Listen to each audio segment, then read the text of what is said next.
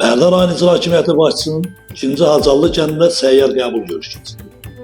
Keçirilən görüşdə icra hakimiyyətinin başçısı, aparatın məsul şəxsləri, hüquq mühafizə orqanları, təhsil, səhiyyə mədəniyyət, xidmətləri təşkilatlarının rəhbərləri, bələdiyyə inzibati ərazi dairəsi üzrə nümayəndələrinin əməkdaşları və kənd sakinləri iştirak edir.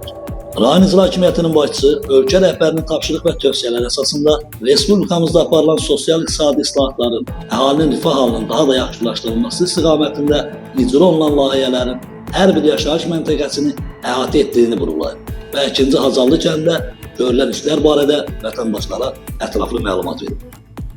Görülən işlərdən məmnunluqlarını bildirən sakinlərin daha sonra təklif və şikayətlər bildirən maddi yardım edilməsi, 65 hektar pay torpaqlarının suvarılması üçün bir adet subartizan quyusunun qazılması, fərdi yaşayış evinə təbii qaz çəkilməsi, işlə təmin olunması ilə bağlı müraciətlər dinləndikdən sonra qaldırılan məsələlərin həlli istiqamətində aidiyyəti qurumlara müvafiq tapşırıqlar verildi.